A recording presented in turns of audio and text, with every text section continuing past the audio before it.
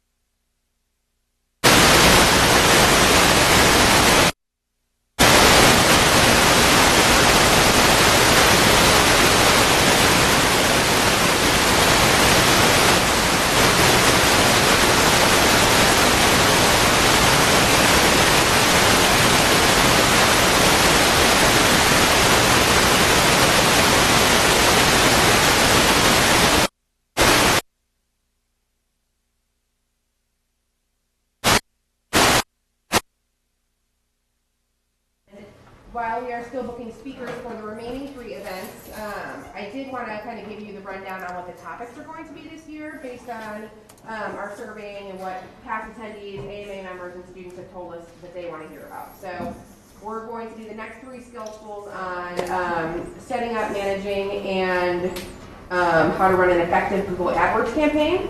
We're going to do digital analytics and how to make good marketing decisions based on your website and social analytics. And then we're going to do one about running paid social campaigns. So that's what's coming up in the next year, so that's something to look forward to. And this week is YP week, so we have a few young professionals in the group, so I'm glad that you guys came out. Thanks for coming out. There are 4 remaining events in YP week. There's a schedule in the back if you want to go ahead and grab it. There'll be a tailgate, a startup preview party, startup week preview party with the YPers and startup community. So a couple of great things coming up, so go ahead and check out the calendar. Thanks, Atisha. The whole concept behind SkillSchool is really having a longer form workshop with a local expert who can kind of walk us through things that as marketers and as professionals who are doing marketing that we need to know about but that we might not have the resources for. So today we brought in a great expert to talk about search engine optimization, give us an overview to talk about why it's important and how we can use SEO to improve our own results. A couple things to know about before we get started. Another event that's coming up for people, one other thing that our membership is very interested in is mobile marketing. And the next AMA signature speaker is going to be about mobile marketing, and it's TD Ameritrade, the director of their mobile marketing division, will be doing that. So jump onto amalincoln.org and you can register for that one. And then here at the university, they're having a 2-day free conference called Mobile Me and You. And it's 2 days completely dedicated to what's happening in the mobile marketing world and what you need to know. And so that's really great. So if you're interested in looking at that, you can go to mobileme-u.com. And again, that's free, so it's pretty great. So one other thing about SkillSchool, the most important thing about SkillSchool, we are only able to do this because of our partnership with the university, specifically with the College of Journalism and Mass Communications. So they allow us the space, they help us pay for food, and they have been extremely helpful in making this all happen. So one of the great things, and if you've come to these before, you've heard me say it, I went to graduate school here while I was a professional, so I was working 60 hours a week. But they had these wonderful night and online classes that I could do so that I could still work my 60 hours a week and keep getting promotions. So I'm a big fan of the J School and their graduate program, and now they have the new integrated marketing communications program, and that's really an outstanding thing if you're looking to advance your own marketing and communications career. So I would like to bring up Lori Lee. She is from the College of Journalism and Mass Communications to tell you a little bit about that, and then we'll get going. Yeah, thank you. Mary Kate already explained it pretty well. We do have this graduate program. It's IMC, Integrated Media Communications. It does include marketing courses, so you'll be taking marketing courses as part of it, but you'll be taking other courses in brands and branding, and research, and elective courses such as analytics or interactive media design, all kinds of courses. And as she had said too, they can be taken at night or in an online context. So we do have a lot of people who in fact take our courses and even complete the degree entirely online, which they can do. And that also leads to my wanting to explain that we're streaming this, in fact, for students who are wanting to participate or at least attend the session. They can view it online as we're streaming it. We do have people who are even out of state taking our courses. So welcome to them. I'm sorry that, by the way, if anyone's watching, the microphone is only on Matt, so they're probably not hearing it too much, but you will hear Matt when he speaks his words of wisdom. So, but we're happy to be a partner in this. Thank you so much for this opportunity, and great to do this. Awesome. Thank you, Lori. Appreciate the partnership. And now, while you're crunching away on your fabulous lunch, I will, which has graciously been provided by the University of Nebraska Lincoln College of Journalism and Mass Communications, I will introduce Matt O-Gorman from Unanimous. He has been with Unanimous for 6 years, and he is their resident search engine optimization expert. And here in town, there's not a ton of them, and so we felt really lucky that Matt was able to join us here today, and he was going to provide us with some insights. So he's also a graduate of the university, so we always like that. And thank you for joining us, Matt. And Absolutely. I will let you get going so people don't have to listen to me yap anymore. All right, great. So yeah, thanks again to AMA and the university. I'm excited to talk to you guys about what is sometimes a complex and intimidating subject. So I'm going to do my very best here to kind of walk you through and give you a broad overview of SEO and break it down into, what I like to always do is break it down into manageable steps to make sure A, you're understanding how it works, what's important, and B, how to approach it in a way that makes sense to be efficient and still cover all the many bases that are required of you. So, like I said, I'm with Unanimous. A year ago this month, we rebranded from Pickering Creative Group to Unanimous. Pickering's been around for about 30 years. We did many things over that time. We were known a lot for trade show and exhibits as we kind of grew in our marketing and web development efforts. So we kind of shifted that around a little bit. We're focused more primarily on marketing and web development, and felt it was a great time to kind of take our own medicine and reevaluate who we are, what people think of us, and how do we position ourselves moving forward. So Unanimous essentially means one mind. We feel that every organization's communication efforts, look, feel, voice should all be of one mind. We also like to think that a marketing team or using an agency like ourselves along with your team should still be of one mind as well. So our core services, like I said, branding, marketing, and web, and various things that fall underneath of that, SEO being one of them.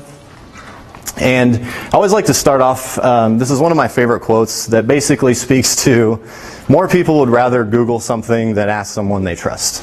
And that really boils down to the anonymity of searching and browsing online. Be it medical, that's one key area where people tend to utilize search and resources available to them there. But it really just speaks to a lot of people are going to formulate what they think they know based on what they're searching for and what they're finding. So our goals for today, like I said, we're going to do a kind of a broad overview of SEO, and then we're going to break it down into 3 key areas. One of them being technical SEO. We're going to talk about keyword strategies, backlinking, and then ultimately how do we track and measure what we're doing. So before I jump into it, I always like to show this slide because I tend to subconsciously say Google a lot more than I say search engines, and this is probably why. So they're obviously kind of dominating search right now. It's very slowly, Bing and Yahoo's kind of growing a little bit, but so I tend to reference Google a lot, mostly because places like Bing get accused of copying what they do and stealing their algorithm and all that stuff. So we'll talk about a little bit with search behavior. 3 things that I think are important to know going in. The majority of searches that people do contain 3 or more keywords. So when clients come to me and ask for something, it's always this very simple question. I Googled shoes and I'm not showing up. Well, people aren't Googling for things like shoes. They're Googling for, women's athletic shoes or something more detailed because they know they need to be more detailed to find what they want. So really keep that in mind when developing this keyword strategy. Don't try to own a word. Try to own a specific phrase that really talks about what you do. All but everyone doesn't go past page 1. I think we all agree that's pretty accurate. Unless you're really, really looking for something, you tend to go with the first set of results that come up, assuming those are the best results available. And this year, which we'll talk about a little bit more, is where mobile search passed desktop search. That's hugely important. Mobile's going nuts, obviously. The projections for next year are that mobile's just going to be crushing desktop search. So something to keep in mind very much in your content creation efforts. If you walk away knowing just one thing today, know this.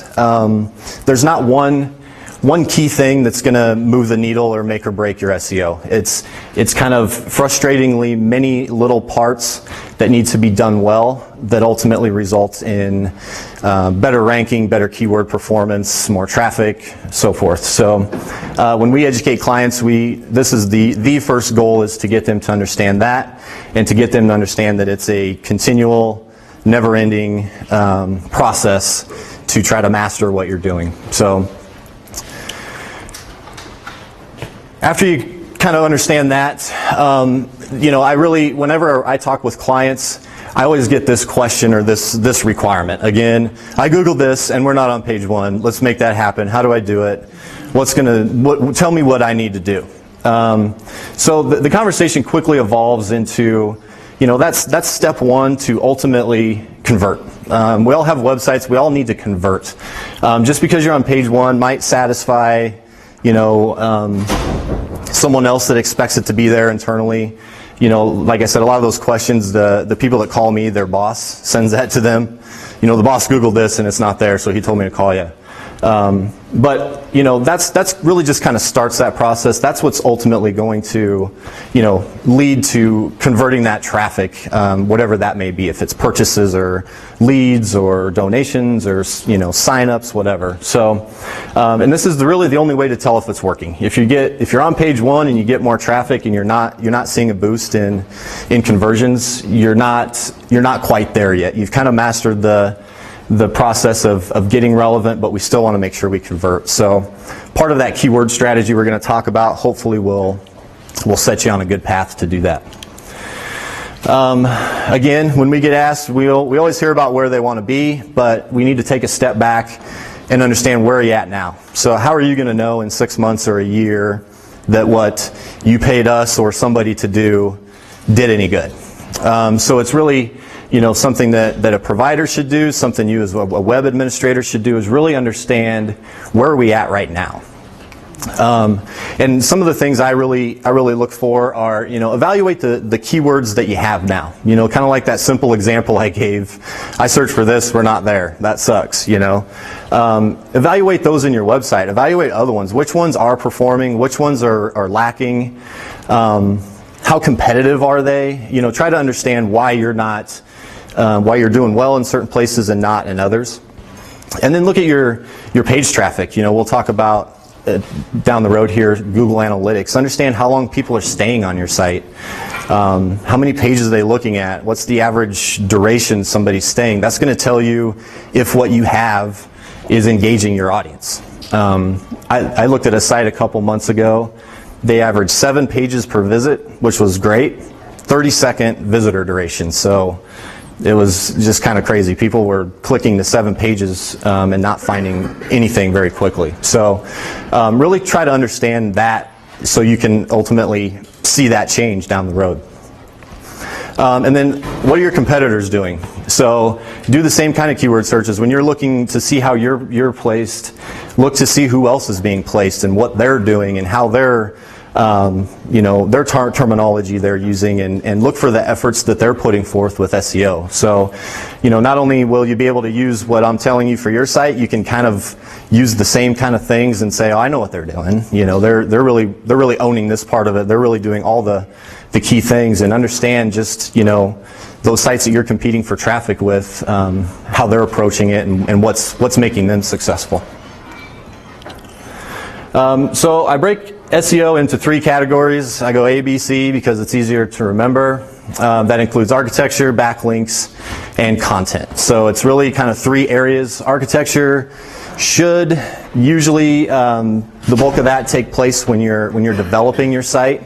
There are ways to get off on the right foot or wrong foot in terms of how your website's built. Backlinks are everything that goes on outside of your site. So not only do we want to drive people to our site and to our service offering and contact us or buy or whatever, but we need to make sure we're visible elsewhere on the web. So how can we distribute our content? How can we make links available to our site, which tells search engines we're more popular, we're a good place to go because lots of sites are linking to us. And then obviously your content, which we'll get into in much more detail. So we'll start with architecture. A list of key things that we tend to focus on, audit, make sure in good shape with a website. Like I said, a good part of these are things that are usually handled when you're developing a site. They're usually kind of back-end structural components. Some kind of relate to content, but we will walk through each of these in a little bit more detail.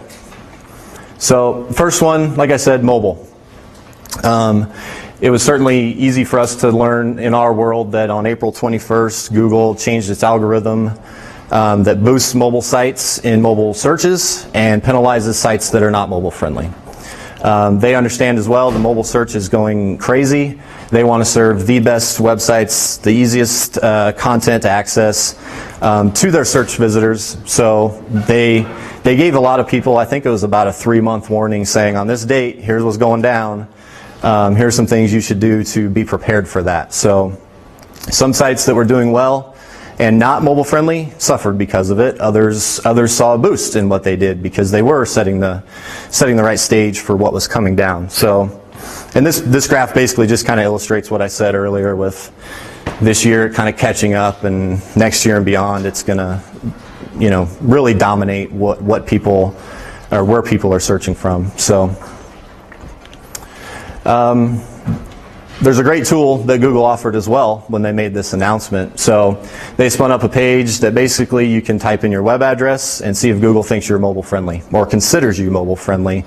That's step one into understanding, what we need to do to be effective with this change. So you can see here what it looks like if you plug in your site and they like it. Awesome, it's mobile friendly. And what you would see if your site is not mobile friendly. I didn't want to, pick on anybody, so I just showed the message. But and it'll actually tell you why. And some obvious things if you really think about it from your standpoint as a visitor. You don't want to pull up a site where you have to pinch, zoom, scroll, tilt just to see what you want. That's really what mobile friendliness is all about, is being able to get to that same amount of content quickly and efficiently without as digging and zooming and all that stuff as possible. So how do we do mobile friendliness? 2 years ago, responsive web design was kind of this new thing that you should be doing and it's super cool, and now it's basically just a standard in our opinion. So every site we develop is responsive or mobile friendly. What responsive design means is that based on the width of the device accessing it, your theme will readjust and align according to the dimensions of that device. So I always like to use the example of, imagine you're putting water in different containers. If you put it in a bowl, it's wider. If you put it in a bottle, it's taller. So that's really what your website theme does, is it adjusts to the size of the device looking at it. When we look at client analytics, Google Analytics will tell you screen resolutions that are looking at your site. The average I see are 200 different screen resolutions. There's so many different size tablets and phones and desktop monitors and laptops that it's really quite a staggering number that ultimately sells on itself the reason why you should do responsive design. Another key factor is your load time. So again, I always remind people, Google's going to serve websites that visitors are going to like. So, I always tell people, think about if a visitor to your website's going to like what you have and trust the content that you have and find it easy to get around and get the research done that they need, Google's going to like it, because that's their whole goal with search, is to give people the best options available based on their search. Sometimes people, they almost think of it as a contest. Well, I followed all the rules and I got more keywords than they do. Why aren't I ahead of them? It's not a contest. You're not going to be rewarded for doing certain things. You're going to see the results of your efforts in terms of just the overall friendliness of your site and the type of content that you have. There's another great tool you can go to here that will tell you how fast your website loads. It'll spin and it'll take probably 10-15 seconds, which kind of scares you like it's super slow, but it's running a bunch of tests to get kind of a benchmark, and then it'll ultimately spit it out and tell you your site loads on average in this one 1.82 seconds. So the baseline that we like to use and that you'll learn from search engines, anything over 2 to 3 seconds tends to impact your ranking, just because people that go to your site and click on it and have to sit there and wait for it to load tend to get impatient and move on to something else that's going to be more accessible. So this is just a small snippet of what this website will spit out. It does a lot of other things below it. You can understand what things are taking the longest and kind of evaluate from not only your back-end structure, but your hosting platform and stuff to really understand, okay, how can I make this a higher performing website that's going to load quicker for people and have a much more positive impact across the board. So I think you can even sign up and you can test it over time and kind of compare, hey, we're slower than we were 6 months ago, or we're performing better than we were 6 months ago, just to keep an eye on it. So not that this is the thing to worry about, but it's one of those things that should be evaluated every so often. So we get into page titles. This is one very important element of SEO. This is one of the most common things I see right away when asked to evaluate a website and its search engine friendliness. The page title is basically what you'll see at the very top of your browser window. The structure that we suggest following is, you can see a couple examples here. Show the title of your current page, your company name, and the 3 or 4 keywords that you really want to focus on. So you can see a couple examples here of a request appointment page.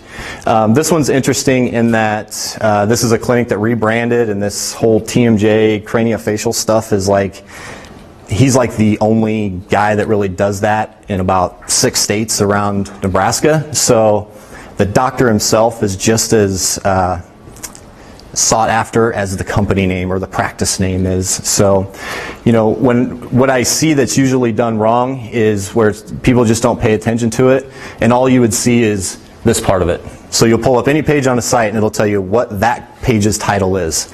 If that's all the visitor can see that title is, that's all a search engine can see. So that's half the time, that's the when I evaluate content, that's part of my, well, here's the first thing I saw.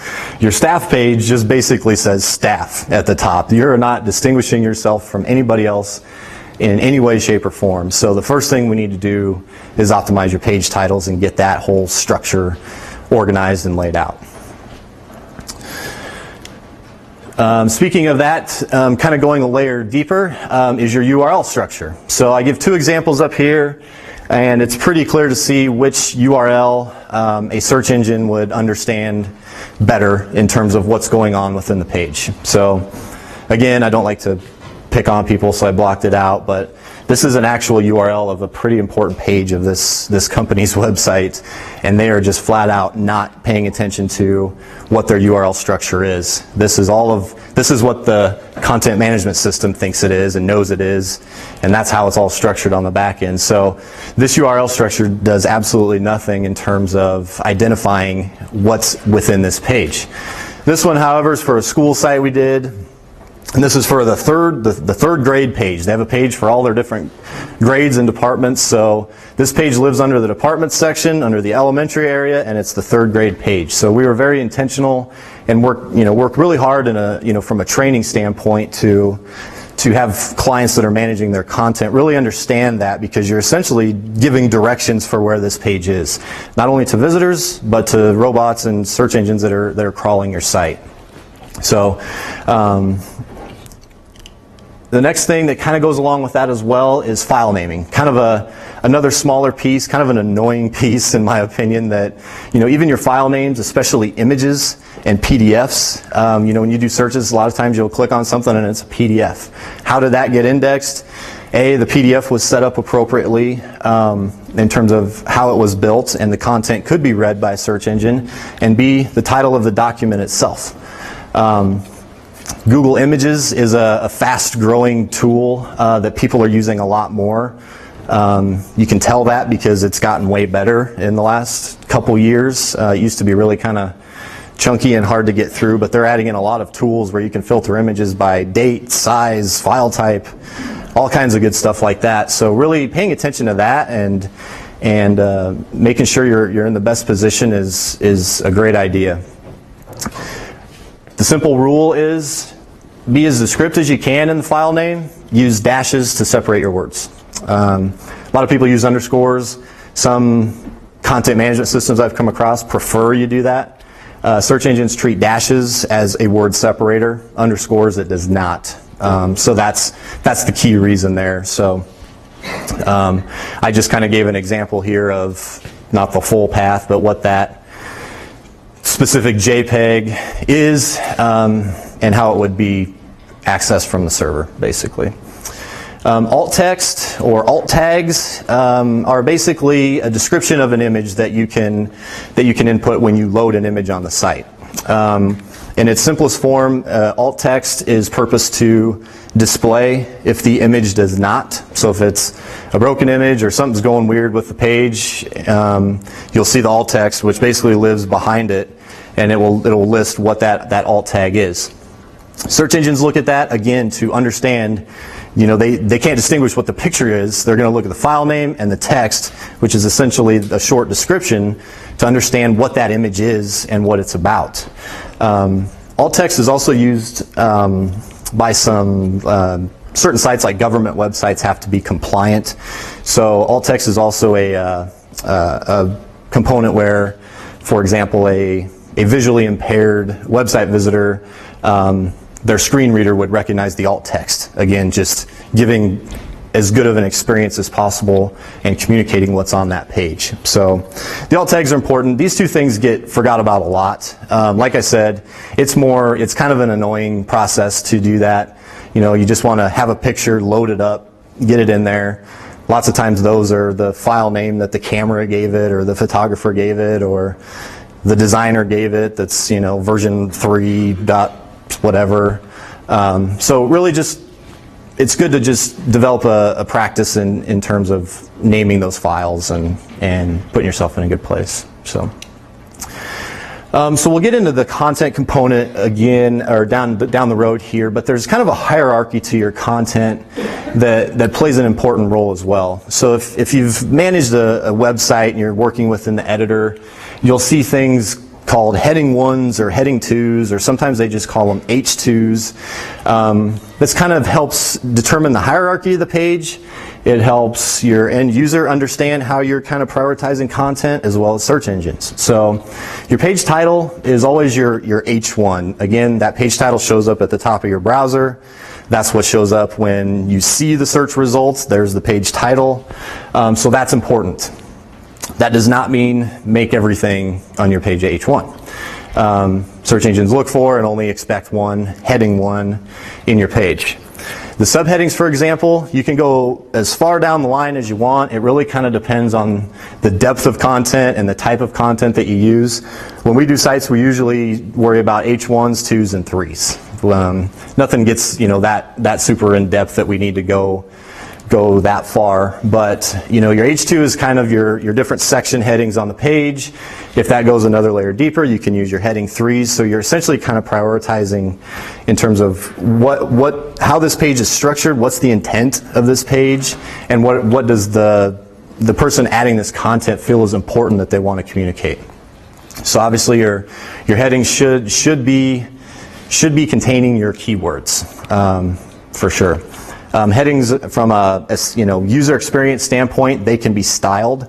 So you can have your H1 be a certain font size color, your heading 2 a certain font size color, and so forth. So it also adds a nice organized aesthetic to your page itself. So there's kind of a dual purpose there, but it being specifically set up as a H2 as opposed to just text that's 24 pixels big is the important part, and that's what search engines care about. So links within content are extremely important. I tell everybody, don't just put click here's everywhere. That tells nobody anything. It certainly doesn't tell a search what it is. So if you're linking to something, make what's clickable keyword friendly, and have it explain essentially what they're about to download, where they're about to go, and set an expectation there, and hopefully get people to click on more of that stuff and go to more pages and various things like that. So we practice this as a company. We develop a lot of websites. If the client allows us to say that we developed the site at the bottom, it says website design and development by Unanimous. It doesn't say built by Unanimous. It doesn't say created by Unanimous.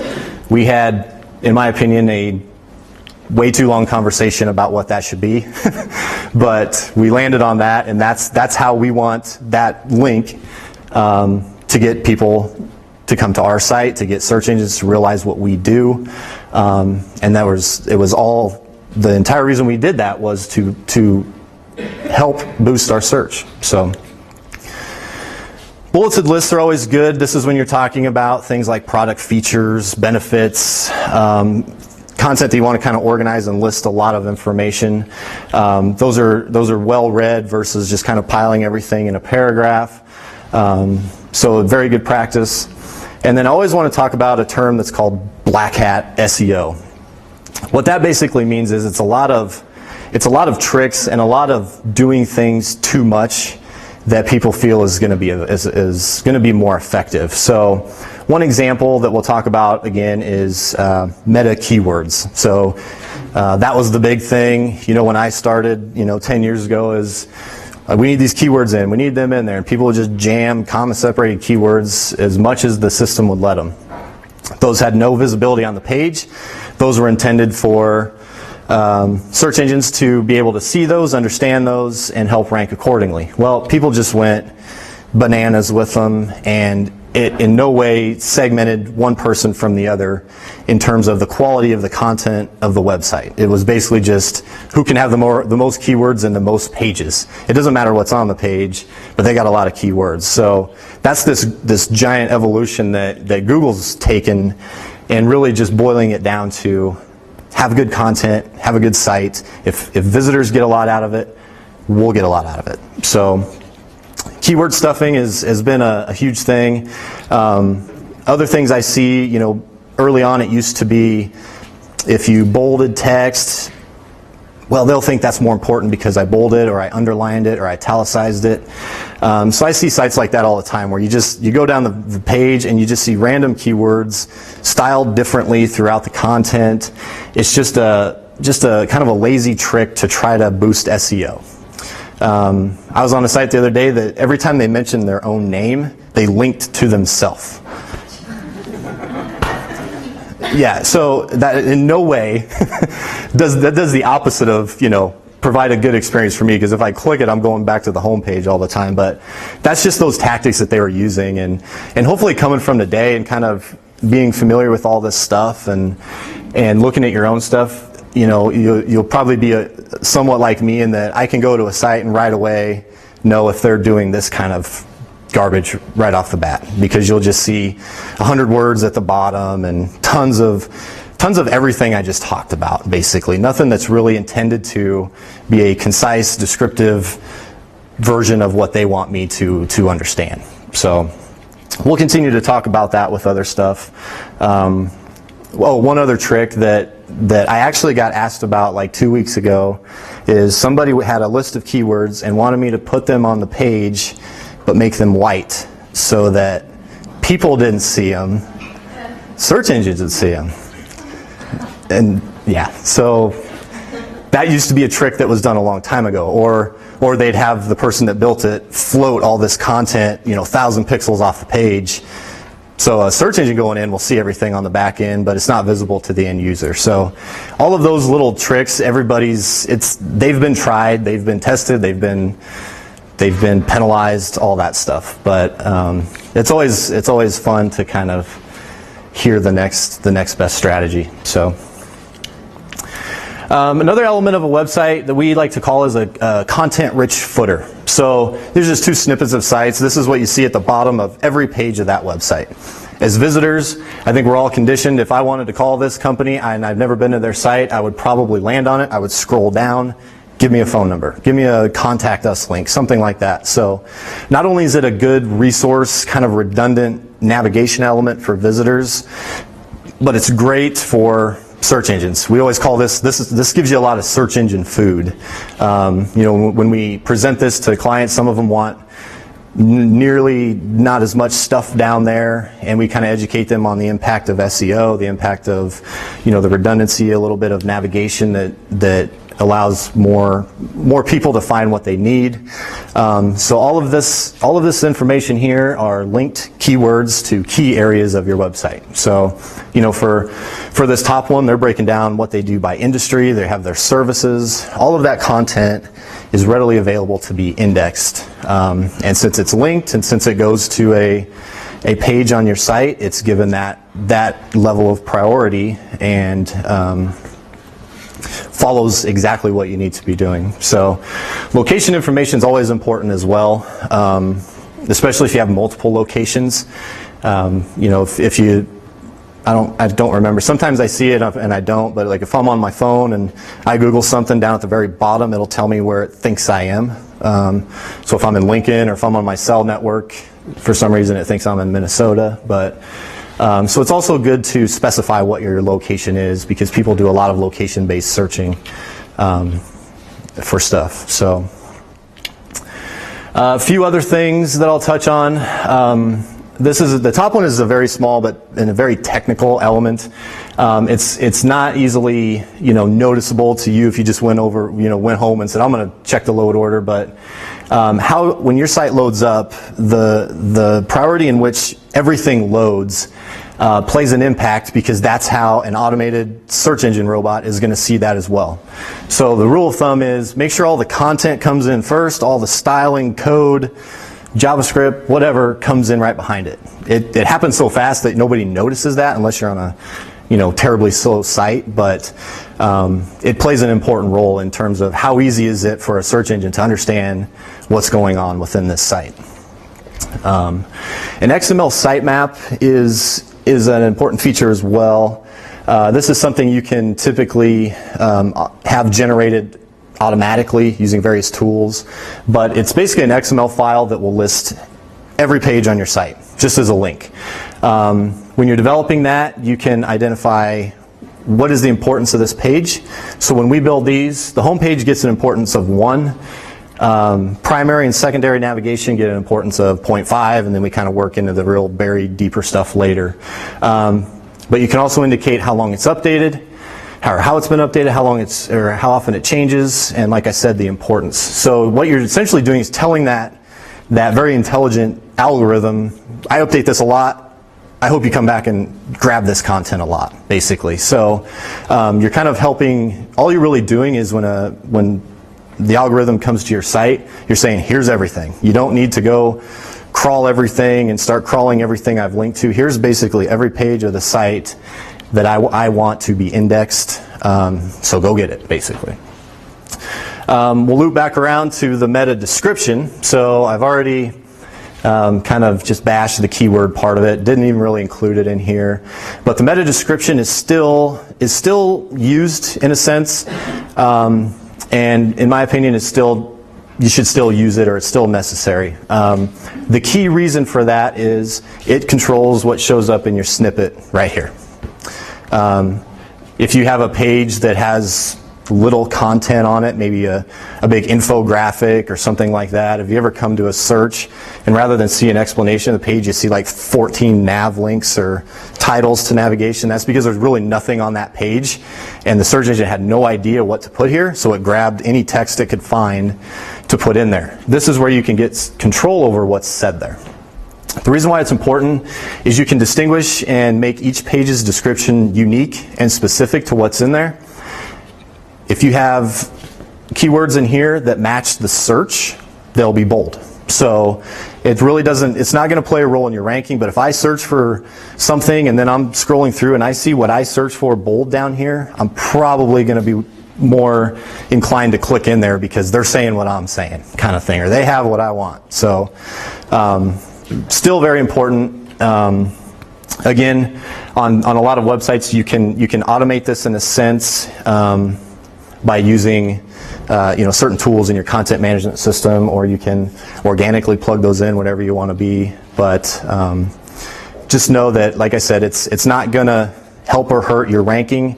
It's going to help or hurt that next step. So it's really important from that standpoint. So I've mentioned a few times, all of this is very, some of it's technical, some of it's detailed. how do I handle all this stuff that Matt just told me? And any good CMS, content management system, is going to put you in a position to do that efficiently. A good CMS is going to know the importance of SEO, and it's going to dump out all of the stuff you're doing in the right load order, with the right tags, with the right, everything that's required of it to do that. So this is by no means inclusive of all of those. You can see the three big ones here. We develop primarily in Drupal. We do WordPress. We've also done Joomla. Those are the three open source platforms that we come across the most, use the most, and see other folks using the most as well. Open source is nice because you can utilize contributed functionality. So, Drupal and WordPress, for example, you can install additional functionality that will basically add to the page creation process. Put in your title, put in your body, put in your meta description, put in your image, what are your alt tags. And I've even seen some that we'll use in cases where the client's serious, where we'll actually it'll actually give you this as a teaser. So when you save this page and Google grabs it, it's going to formulate what that's going to look like based on your meta description, based on your title, stuff like that. So it makes it easier. It hopefully makes it a little bit quicker to handle. It's just a lot of detail work kind of stuff. But like I said, if you're using a content management system now and don't see those capabilities, certainly look into it, because that'll make your life a lot easier. Even things like your URLs, you can customize those and really do whatever you want without breaking links and other stuff and things like that. So, how many people here are using WordPress? Anybody use Drupal? Joomla? No? Cool. Anybody using kind of an e-commerce platform or something very specific? Nope. Okay. All right, well, yeah, so the majority was using WordPress and Drupal. I forget the specific name, but WordPress has a really nice tool to basically help handle the technical SEO component as well. So, the last thing I'll touch on in this particular section are your domain names. This is kind of like that page title issue. It's something that, sometimes people overlook and don't pay attention to, and look for other problems when they're trying to understand what's going on with my site and my search. So I'm sure everybody here owns and has multiple domains going to the same place, whether that's different domains, whether that's just the .com, .org, .net versions. They all take a visitor to the same website. Some of them might be campaign oriented or call to action driven, whatever, which is totally okay to do. Where people fall down is they link those domains to the site and do not appropriately redirect them. So you can pull up thisaddress.com and thisaddress.org and browse those sites on those two addresses. Even though they're the same site, Google's seeing two domains, or search engines are seeing two domains. Therefore, they're seeing two sites, and they're going to ding you because they think you're cheating and you're doing duplicate content. They're saying just because you have two of this doesn't make it any better, kind of thing. So this is, something that when we do evaluations and stuff, we find quite a bit. Is like, well, your first problem is, let's get all this figured out. And the kind of the technical way to do that, if you have someone that, if you need to do this and you have someone that kind of manages the technical side, is it's called a 301 redirect. Other places it's called a permanent redirect. So you're basically saying, redirect this domain to my main one. The 301 component tells a search engine, this is where we live, and this is just a redirect. So that's the whole purpose of doing that particular specific redirect. I come across this all the time because people just don't think about it. You have a new domain, you have a new campaign, let's get it fired up, go out and send people there. And then all of a sudden down the road, that kind of creeps up as one of the potential issues for why you're calling us, basically. So usually you can, like I said, most of you probably have someone in kind of the IT capacity that helps with that, or at least can put you in the right direction and help set that up correctly. So before I move on, is there any questions about anything I touched on at this point that I can clarify or explain further, or anything that, sure. When you were talking about the content-rich footer, and you said that the location there, if you have multiple locations, Uh-huh. that would list that You can put multiple locations. I'm a fan of doing that if you can. If you have like 13, it's going to be tough. But we work with a lot of companies that like banks, for example, they have 4 or 5 branches. It's okay that footer is those locations. That's probably more important than other things there. I'm a big fan too, and you'll see a lot of sites. If you pull up something on your phone, it'll ask, do you want to tell me where you are so I can better serve your experience? We use stuff like that as well, so that if somebody's in Colorado, it knows that, and we can serve the location closest to them. So that's one way we can be specific to the user where they're at when a client has 50 domain names or 50 locations, and you can't shove everything in there all at once. So it's a good question. You mentioned in the content hierarchy about having links within your content. Mm-hmm. How important is it to have links, like back-end links from other websites linking to your website? How important is that? Is that more important? Way important, yeah. In fact, I'll get to a whole section of that. But yeah, it's good to go both ways, and I'll get into it again. But again, what you're doing there is you're showcasing a search engine the popularity of your site or the resourcefulness. So this site here is linking to them. That must be good because that's a good site, and they must think they're good, so they're both good. So we'll talk about that and ways to tackle that for sure. Any other questions? When you were talking about file naming, Mm-hmm. you have the example of lead center responsive design. How long is too long though? Like, what do you really need in there? I would say 3 or 4 words. 3 or 4. Yeah. So we're the University of Nebraska Mm-hmm. High School.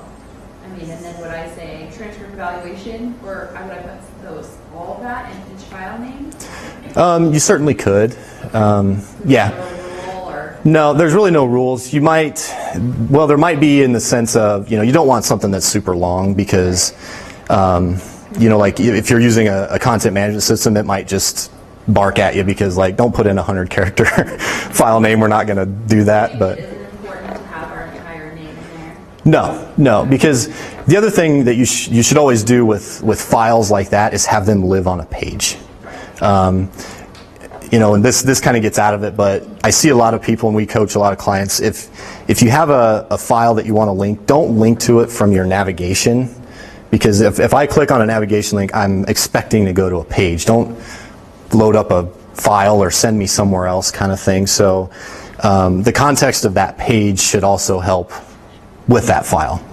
But you're taking it a step further, like I said, by just not putting, to download this, click here, or whatever. You're not really giving all the details you could, essentially. So, yeah, and sites and search engines are getting intelligent too. And like I said, that even your site search, your internal site search can and should index PDFs like that.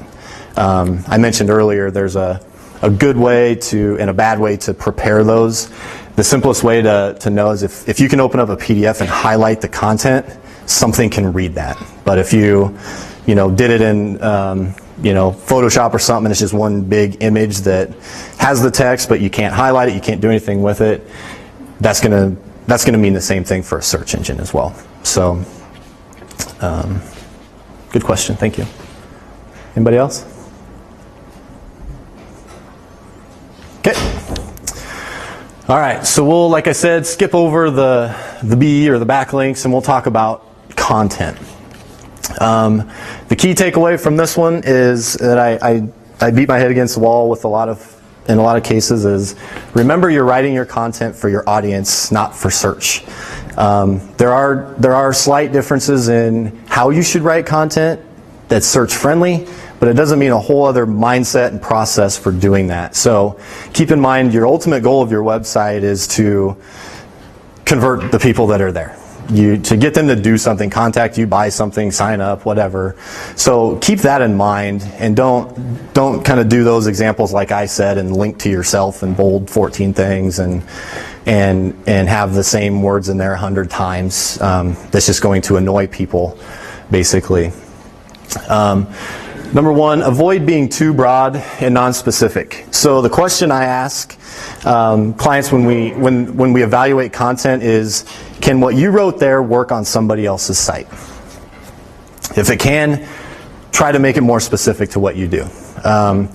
It's never close. It's always like, we're a great company and we have tons of experience and love our clients and offer, a quality offering. Like, it's just so vague. It's well written, reads nice, but it's so vague that you could just plug that in to another company and it would make sense for the most part. So again, if always ask yourself, would this work on somebody else's? Are we exactly like somebody else? Or are we, what's unique about us? We always get asked, well, and I'm sure everybody here that does when you're selling what you do is, well, what do you guys do different than they do? Everybody, 100 people. My nephew built 4 websites last weekend. How are you better than him? So it's answering those kind of questions that's really going to drive you to be specific and have the right keywords and do stuff like that. Mentioned a few times, stuffing does not help. More is not better. I think that's probably pretty obvious to everyone. And this isn't a one-time thing. So, it's understanding that periodically you need to kind of reevaluate the content that's on a page. Even if it's just this page that, hey, we've provided this service for 20 years and this is what we do. Look for how you can improve that based on how you're performing. Because other people in your competitive space are doing the same thing. So, I see this kind of false sense of achievement when, I did all this stuff, Matt, and we jumped up to 4 on page 1. It's like, sweet. That's not going to probably be there forever because other people are going to be doing things, new sites are going to come and go. So you always need to be aware of what you're doing and continually reevaluate this process that I'm going to take you through. So, like I said, keywords, basically they're the words and phrases that people search for that you want to show up for.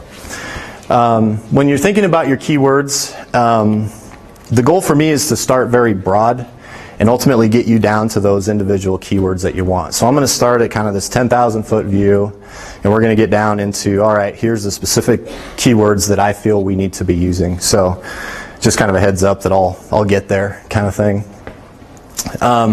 Number one, how are people looking for you? Again, think about your audience. How are they finding you? One really interesting example that we got to with a client there's a client in Oklahoma. They do fire suppression and monitoring for all these big facilities, and he wanted to boost his search or whatever. Well, that's a pretty specific, unique product and services. So we asked this question here. So how are people looking for you? What's the foot in the door, basically? And he said, what, honestly, it's as simple as all of our clients come to us looking for fire extinguishers, and then they leave with like this super cool, high-tech fire monitoring and prevention system. But he's like, literally, and he sent me 3 emails that somebody's, they in their contact form, they asked, how'd you find out about us? They'll say, looking for fire extinguishers. So that was huge to know for us, because then we didn't have to figure out, like, how do we talk about this stuff and that stuff? I mean, they're not common keywords that are used. They're very high-tech, specific things, but this was really got us off on the right foot to understand, okay, here's how the vast majority of people that are finding them through a search, here's what they're looking for, or what they think they want, basically. Another example for us is we don't get heavy into app development. Sometimes we'll do a little bit, but we've found that some people, we need to educate people on the difference between an app and a mobile website. So we still want to be ranked. We still want to, be relevant for mobile apps, but for the purpose of understanding what they want and then being able to say, well, everything you want your app to do, a mobile website can do, and you don't have to jerk around and do, Android and Apple and Windows versions and all that stuff. So again, it's not so much if they're right or wrong, it's what do they think they want that you ultimately need to provide. So that kind of goes hand in hand with, are you speaking their language? You see this a lot in the medical space. We have an oncologist as a client. They wanted to load that up, and I just asked the simple question, do you think people look for that, or cancer clinic or cancer doctor or, skin cancer treatment or something like that. So, medical is one where you can get some pretty technical terms that only they know or they think everybody else just knows and uses every day. And what we do as well, people call websites web pages, and I need a new URL and, various things like that. So we just need to be cognizant of what that language is. And what do you want them to do? So a couple places in here, I'm just reminding everyone, sometimes you get so ingrained in the search strategy part of it, you forget the basics of it, and you want to convert. You want them to do something. So don't lose sight of that, basically. Don't load up with so much content and then, okay, that was awesome, have them have no idea what to do. So everybody here has a site, I'm sure. One of the first steps I'd like everybody to do is use a really cool tool when you have time, and this will evaluate the keyword density of a page on your website. So that's a kind of a term you'll probably hear a lot is, make sure you have the right keyword density. That does not mean have this keyword in here as much as possible. It's just having the right fit and the right flow of keywords in your website. So if you basically pull up that URL, type in a page of your site, this system will basically spit out and talk about a lot of what I've already explained. So this is a new site we did for Ambassador Health. They have 4 locations, multiple services. Not every location offers the same service. This particular page is the independent living page, only offered at their Nebraska City location. So here you'll see the page title that they've used, the meta description that talks about what they do. And here it'll basically just tell you the word count, telling you what total words you have on the page. A stop word is like a everyday word, like the, and, stuff like that, so it won't junk up your report with that. And then it'll break it down here into single words, 2 words, and 3 words. So looking at the 2-word phrases, this is the independent living page. We got independent living, we got Ambassador Health, awesome, and Nebraska City's in there because if you call Omaha, they can't do it, So the good rule of thumb with that keyword density, like I said, is usually around 5 to 10%. In the grand scope of your content. So of all these words we're using, that's used 4% of the time. That seems like a lot when you think about it like that. So imagine if you're 50% keyword density, you're just repeating yourself, and it's not going to be great content to digest and understand. So this one will kind of give you everything. You can click through here and just segment your body text, headlines, links, and images. So this is a great place to start. Just to, again, know where you're at. What am I, come into it thinking, like, I sure hope this page focuses on this, and see if it does. You don't have to, and you can do it pretty efficiently. You don't have to kind of scan it and record things or do whatever. So a very important tool that we use, especially, and we try to kind of help be that resource for clients. So, when they generate their own content, we'll do this for them or ask them to do this, and show them, okay, here's what this means from a search standpoint. Make sense, sound good, here's what we think. So it's a great way to evaluate what's going on. So this website as a whole is a good resource, one that we trust very much. You can find 9 bajillion SEO experts and do this, don't do this stuff, but this is a very trusted site and gives a lot of good tools. So, all right, so now that we've kind of evaluated what we have and see where we're standing, now we need to start this dreaded keyword list. When I tell people we're going to start this process, their face just goes from kind of happy to, oh my God, you're telling me I got to do an Excel sheet and I got to load this thing up, and how am I supposed to know what to do, and all of this stuff. So again, we're going to start broad and we're going to start whittling down. So commonly, you can kind of break out what you do in a very broad sense by items like these. This isn't certainly everything, but is fairly inclusive of what we focus on. So if you have an e-commerce site, what overall categories of products do you sell? Do you sell pet food, pet supplies, whatever? Just that broad category. Here's the space we're in, and kind of nail that down for each of these items that you feel apply. So for us, we're a service-oriented firm. We don't really sell products. We do marketing, branding, and web. That's what I would start with from that standpoint. What problems do you solve? A lot of searches are people asking questions. There's a really fun exercise you can do. You can start typing why is and insert a state, and Google will do that suggested search, and it's pretty weird what people are looking for. Again, it's weird because again, it's that whole anonymity thing of people like, well, I'm not asking anybody about this. I'm going to go look for it, and but depending on the space that you're in, a lot of times that's how people win business over search. I think software is big in that. A lot of times people have an issue and they'll Google something wrong with their computer, something it doesn't do or something they want it to do, and oh my God, there's an app for that. You find that for a search and you didn't know that thing even existed, but you knew what you needed, kind of thing. So this is probably one of the more overlooked items of what's going on. Industries, do you kind of focus on certain niches or industries of clients, certain demographics of people? Is it men, women, ages, whatever? On the ambassador thing, we were intentional about who lives there. Well, if you're over the age of 62 or you're married and your combined age is over 115, we're for you. So it's understanding those different niches. It doesn't have to be industry, but it could. For us, for example, we're targeting and focusing on construction, healthcare, nonprofit, and education.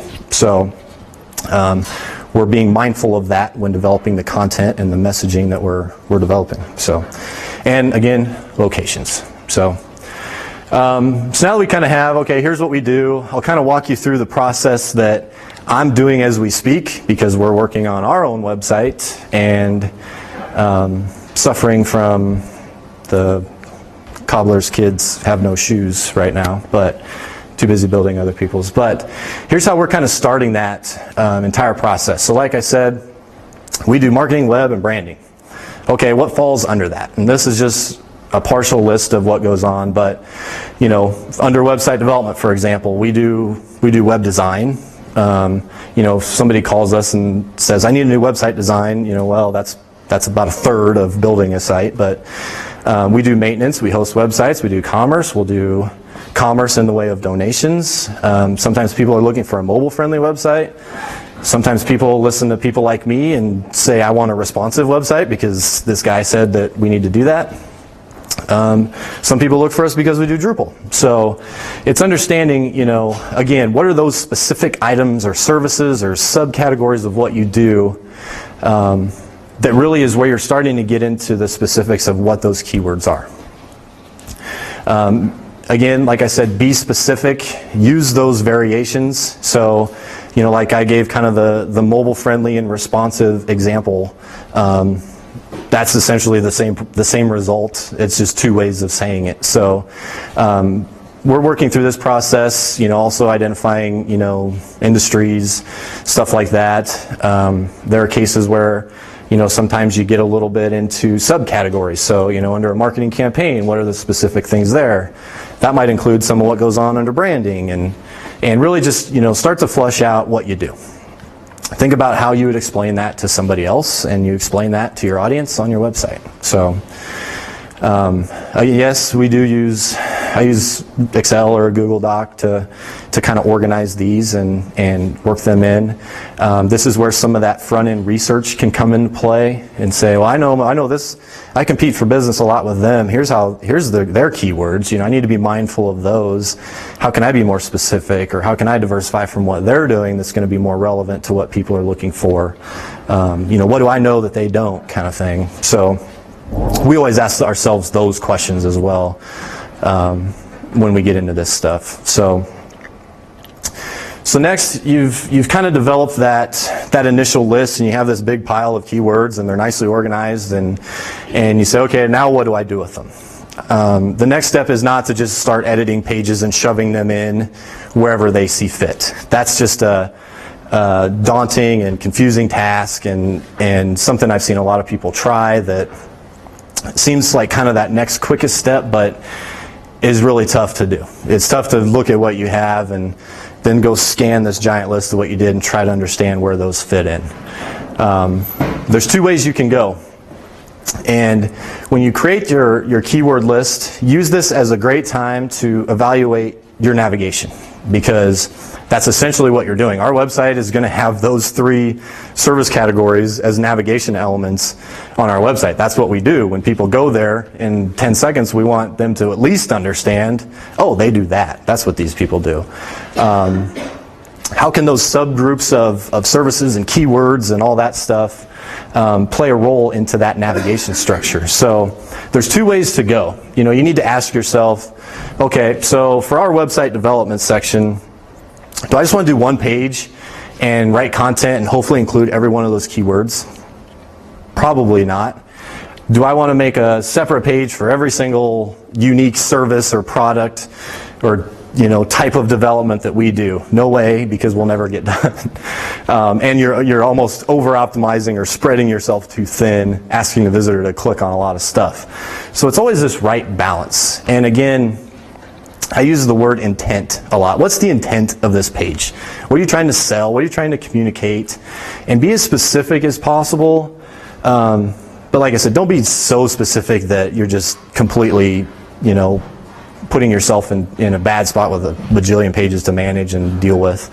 But in very few places other than our homepage will people understand we do marketing, web, and branding when they've already clicked into the web development section. So again, as long as your content has the same intent, or those groups of services and keywords that you're doing all really mean the same thing, decide if that makes sense from, this should be a page on our site. This should be something that I want people to find when they search for this. This should be something that if I send if I've not even, outside of search, if I want to send a direct mail campaign to, and I want to promote responsive design, I can send them to this page. I don't have to send them to my homepage, hope they find it, send them to the page where I talk about everything we do.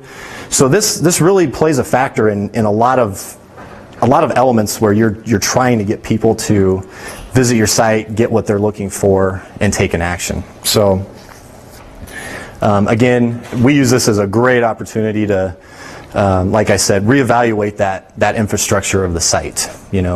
I think people, when they think about the overall structure of the site, they just want to organize it neatly. Well, I have this and our people and our history, and then I have this and this. But really, really focus on what you're trying to sell, or what the key goal of that site is.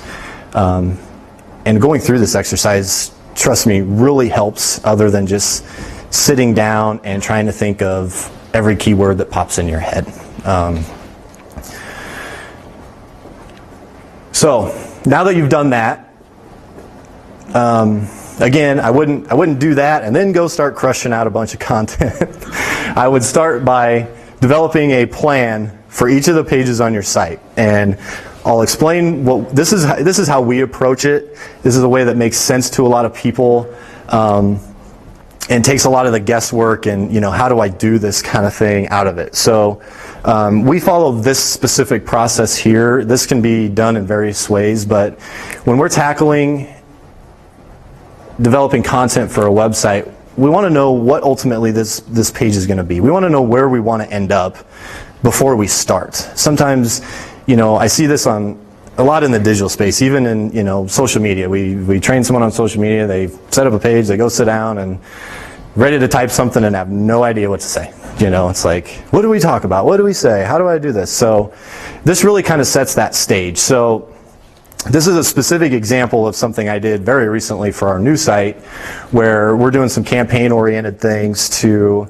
target the architecture and construction industry that we say that we're experts in. So we're going to have a page that talks specifically about what we do for them. We're going to target that. We're going to hope it shows up in search, blah, blah, blah. So we follow this structure. The first thing is, what's the purpose of this page? What are we trying to do with this page? So we want to communicate our expertise in serving this industry, talk about what we do, what are the specific features that we develop for them, what are the results they can achieve, and all this kind of stuff. So really identifying, before you start writing anything, identify what this page needs to do. what's the end game, basically. Then this is a great time to think about what's that page title. This one, very simple: architecture, construction, website development. What's the URL of this page? That's what we're going to use. That's where it's ultimately going to live in the depth of our website. Like I said, we're going to target that using some other communication methods. We're going to use another domain, and we're going to redirect it.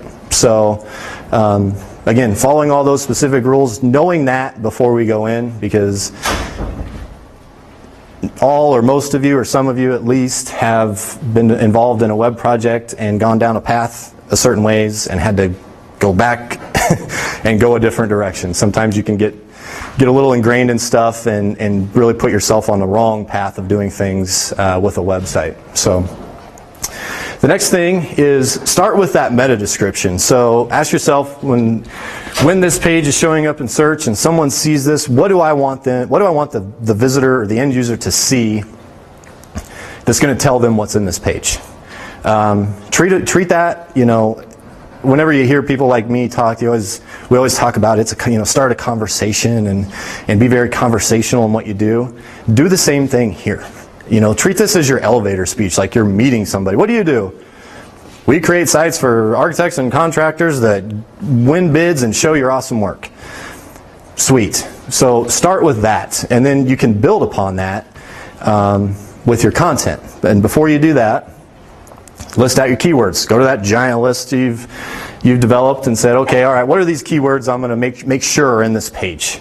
This is probably not inclusive, but this would be the core set I would go with. We do custom website development. That's one way we differentiate ourselves. We work with architecture. We work with commercial construction. Those guys call themselves general contractors. GCs is a word that flies around all the time.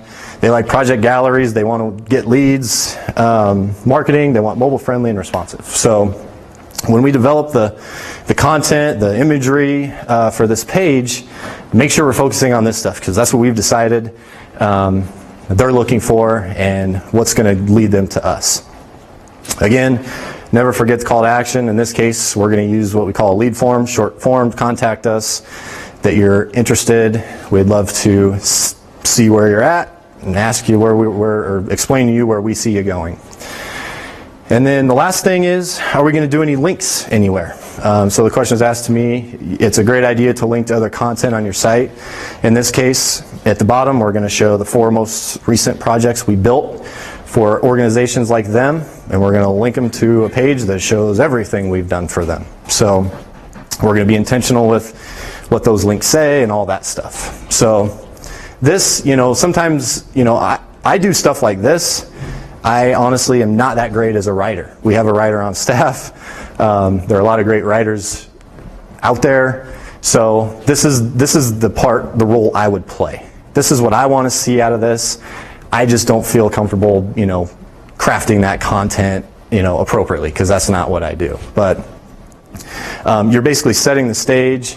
Someone that gets this information should hopefully have all they need to be able to develop that content.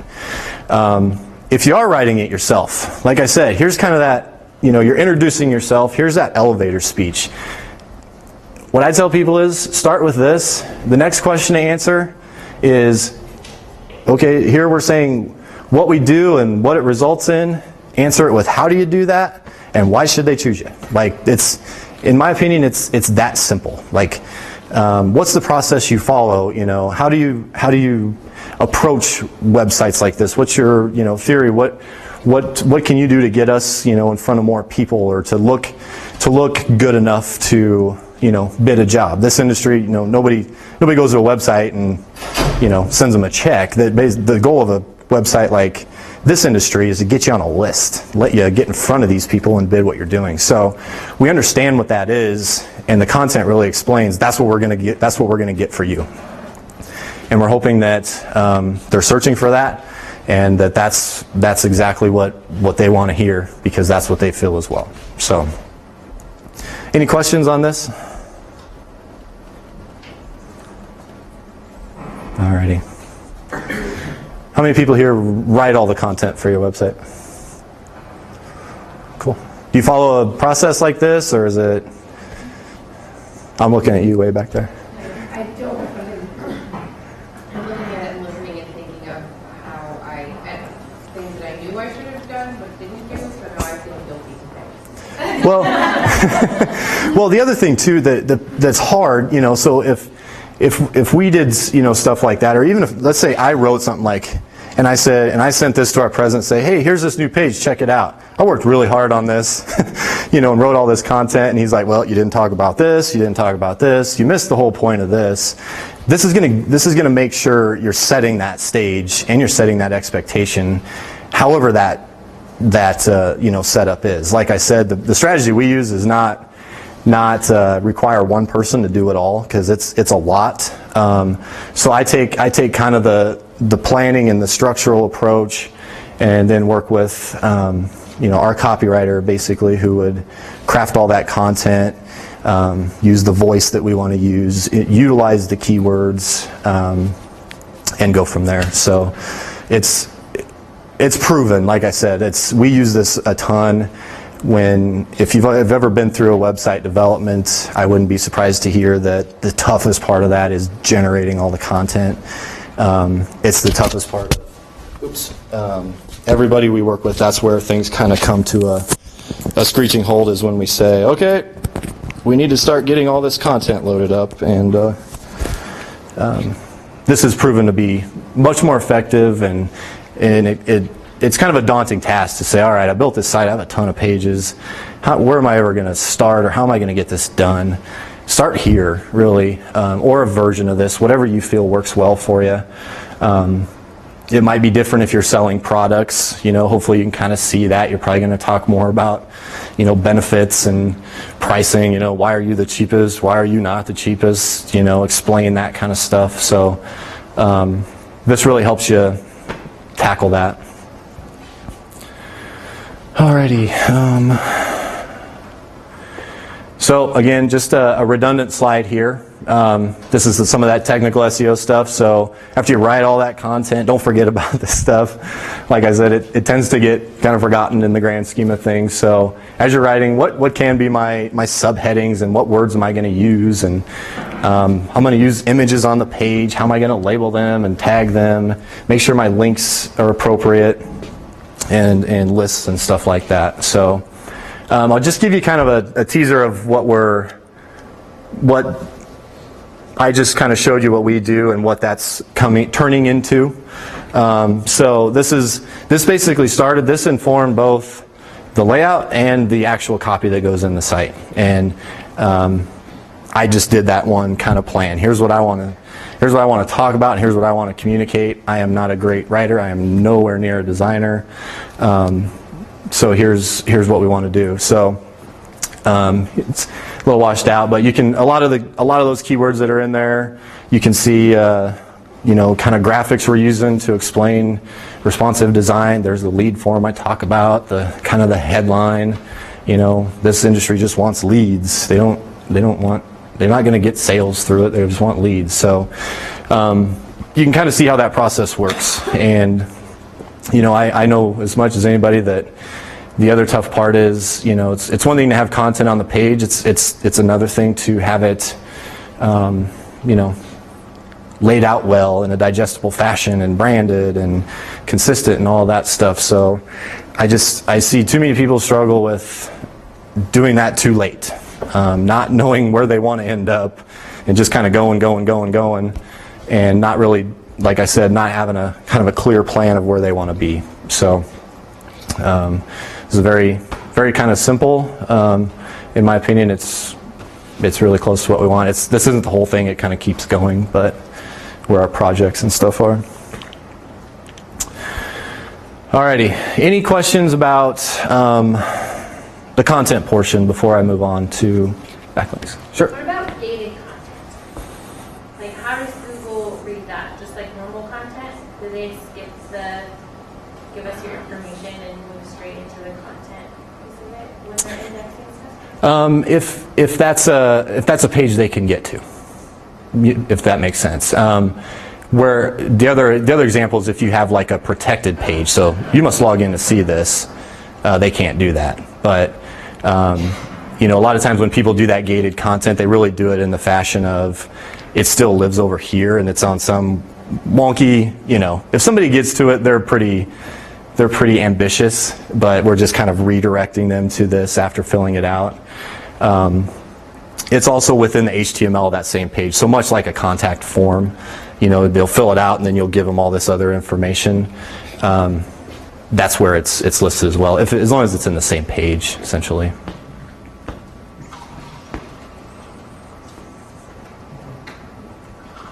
Anybody else? Okay. Alrighty, so we will talk now about backlinks. So again, this is everything going on outside of your site, and somebody earlier asked a good question about this, so it's important to spend some time and understand the best way to develop backlinks. Again, it's not much different than content when you say, well, as many people that can link to your site as possible, the better. That's way easier said than done, especially when you first tell somebody that. So this is one, this last point here, just always know that it's just a continual thing. It's not, I need to have 50 backlinks in by Christmas for our Christmas promotion. It's never that. It's just continually look for opportunities and ways to do that. So when we explain SEO to a lot of clients, like I said, sometimes we use the word points. You have a rich content footer and there's more search engine points down there, and backlinks are big on that as well. And like I explained, if a popular, trusted, high trafficked, frequently updated website is linking to you as a resource or as another option for information, by association, that's going to tell a search engine that you're doing things right as well, and you're going to be a good resource for their search visitors as well. So there's a lot of ways you can do that. These are things where it's good to start. Most every site you see has the whole social bookmarking. You visit a page and there's tweet this page or share this page on Facebook or email this page to a friend or whatever. Those are always great. If people find something they like and they're sharing it on their Facebook page or they're sharing it on their blog or whatever, you're starting to get links to your stuff outside of your site in places where a lot of people are at.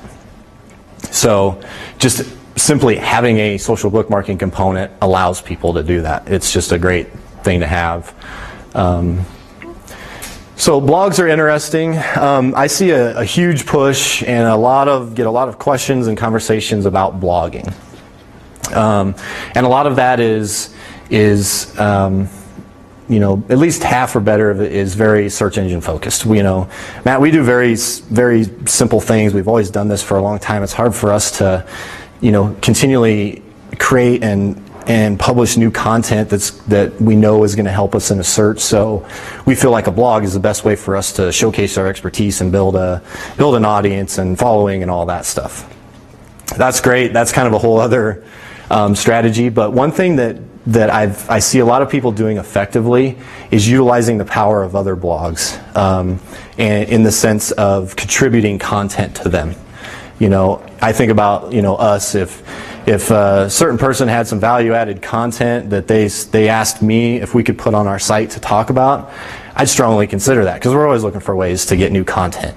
We're a member of an education association. They're asking us all the time, dude, send us an article about responsive design or something. We'd love to put that in there. We struggle every month of stuff to put in there that's valuable to our members. So we're working hard to do stuff like that, and feature an author, feature a link to our website, hope that they share it and their membership shares it, and maybe their membership wants to put it on their site and things like that. So I read something recently. There's a really cool case study about a fella that built a infographic, I think it was for like pest control or something, and talked about the whole process he went through and found all of these home and garden blogs and things, and basically contacted each one of them. Hey, I have this great infographic that's very valuable and I think your audience would love it, and shared it, and he had all these blogs linking to his stuff. He just gave them, free content. And then it basically gave all the stats of over the next 3 months, the percentage increase in his search traffic and the number of backlinks he had generated and stuff like that. So that's a great way to do it. If you've been on a blog or, I don't know if you've been on a forum lately, those are still in existence, but a lot of people would just go and start slamming the comments of those, and we do that. Visit unanimousagency.com and trying to plant links everywhere. That's not as effective as it once was, probably. A lot of those sites, well-established sites that people use, it's in their terms and conditions, and as soon as they see that stuff, they'll axe it as much as possible. So it's not a function of doing that, but it's really just, contributing valuable content that a certain audience or group is going to think is useful and want to distribute it, basically. So I don't know if that's, seems possible for everything you all do. We all, us as a company, we're more than happy to share what we know and think about what we do. Because we want to be positioned as experts, and we're not hiding any secret sauce or anything. So we're looking for opportunities to do that all the time. Like I said, we do that with an association we're a member of. Look at all of those. If the first step is to start building backlinks, you're probably members of, the Chamber and the Better Business Bureau and all of that. Make sure you're there. Make sure that your contact info, your web address is on them websites. And look for the opportunities to make sure you have a presence in what they do. One association, like I said, is education. That's one of our niches. We're trying to associate ourselves with that as much as possible in the way of backlinks. So, like I said, again, focus on quality, relevant sites. That means don't buy backlinks. You can go online and you can buy 50,000 backlinks for $20 from some shady corner of the interwebs, and that's not the way to go. I've read things in the past about big notable companies that should have known better do that stuff, and the most extreme case I saw was Google literally manually removed them from their index. You're dead to us. Stop doing that. You're junking up the internet with this kind of stuff, and that's all they do. Is they just, any website that they can, they'll insert backlinks. We had a client come to us with a old website that they thought was hacked, and they needed our help to figure out how they could get back into it and clean it up. And so we did, and they're all worried. What do they do? Do they try to steal stuff or do whatever? And I said, nope. You see the footer of your site that has like 500 pixels of black space that wasn't there before? That's full of black links to cheap sunglasses, certain medical products that we all get emails for, and it was just completely stuffed full. So some random, not friendly person hacked the site, shoved in a bunch of backlinks that somebody probably paid him to do. And go ahead. So when your client calls you up in your website process and they say, hey, I just got pitched this great thing with backlinks, and they're going to put me everywhere. Mm-hmm. What is your standard elevator speech to tell them now? If you worked with me, I'd be very upfront, because not be rude, but just say no. But that's not to say that I've come across a tool that we talked about using. It was a little bit of a stretch for what we needed, but like I said, we rebranded. And there's a tool that we can go into and manage a lot of our location stuff through one platform. You pay them to do it. They're kind of hooked into Google Places, Yelp, all this jazz. That kind of stuff is great because it just lets you centralize what you're doing. They're approved, sites that know what's going on. But has everybody here gotten an email at least once a week about, like you said, some company that can put you on page one and we'll share everything that we do and we're overseas and all that stuff? I get 10 of those forwarded to me a week. What are they getting at? And I'm like, they're just going to go buy backlinks. They're going to do, shady stuff, and they're going to ask for back-end access to your website, and they're going to insert backlinks for the other people that are paying for them, and just stay away, kind of thing. So, oops. Yeah, hopefully that was helpful. But I had a lot tougher time answering the question that they wanted to put all the white keywords in there. I had to craft my response a little more politely, but okay. All right, any other questions? Oh, one more thing. I just list a lot of social spaces here. Google Plus is an interesting thing, and I kind of talked about the location stuff.